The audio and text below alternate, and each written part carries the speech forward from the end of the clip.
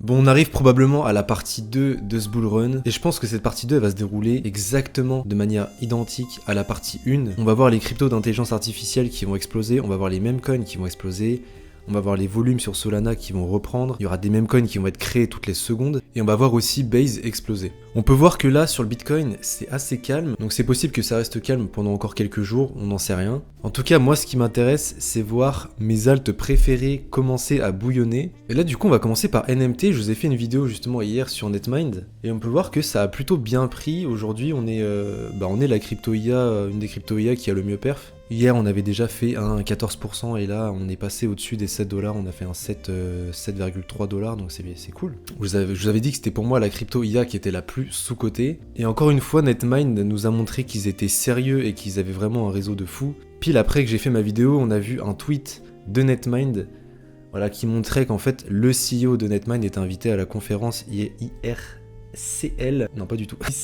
pardon, de la conférence d'OpenAI, et ça montre encore une fois que, Kaizu, il est au cœur de l'intelligence artificielle, c'est une personne qui va être invitée dans les conférences d'intelligence artificielle, donc c'est toujours très intéressant, et c'est bon aussi pour le marketing du projet, forcément. Et je pense que, voilà, quand BTC va repartir et que Ether va nous montrer un peu de force, je pense que Netmind peut bien repartir. Ensuite, très intéressant, on a Hordes qui, enfin, nous a donné une date du stacking et de la V3, et donc ça sort aujourd'hui, on n'a pas encore l'heure, ils nous ont dit de rester connectés, ils vont donner plus de détails durant la journée, mais ce qui est intéressant, c'est que du coup, on a la date, c'est aujourd'hui, et on n'a pas l'APY, on sait juste que ça va être un APY fixe sur Hordes, donc ça c'est plutôt intéressant, et dès qu'on va avoir le stacking qui va être release, je vais aller m'empresser d'aller stacker mes Hordes, parce que je pense que ça peut être très intéressant, et je suis curieux de voir si ça va faire pump la chart ou pas. Comme on avait vu dans mes anciennes vidéos, on a vu que Hordes avait été vraiment dans un canal descendant de fou, un triangle descendant.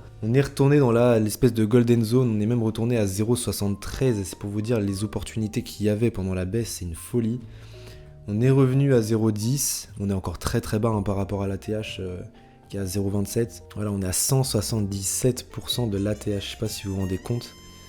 Donc est-ce que ça va nous faire pump la chart? Est-ce que ça va servir aussi d'incentive pour que les gens en fait aillent garder leur token et stack? Forcément, ça sert forcément d'incentive.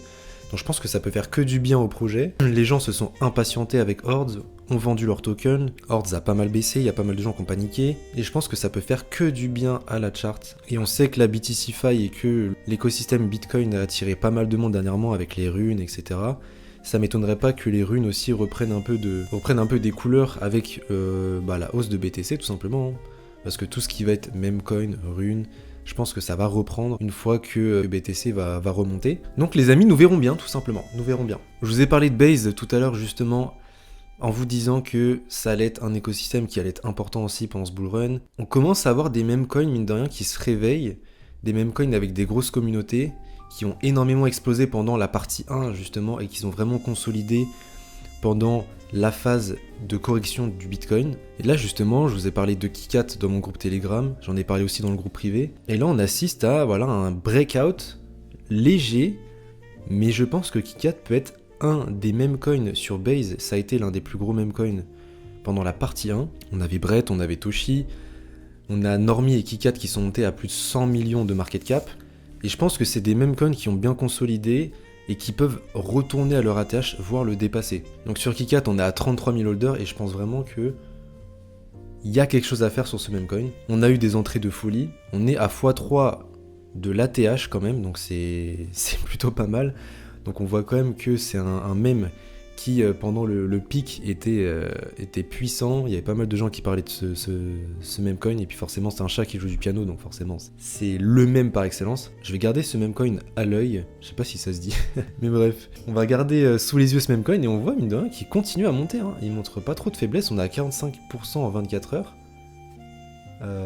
donc c'est plutôt pas mal, hein. Il me semble que j'étais rentré peut-être dans cette zone là, si je dis pas de bêtises. Vers les 0,30 il me semble. Donc là s'il nous fait un gros breakout ça serait hyper intéressant. Donc on verra bien les amis. C'est tout pour moi pour cette vidéo.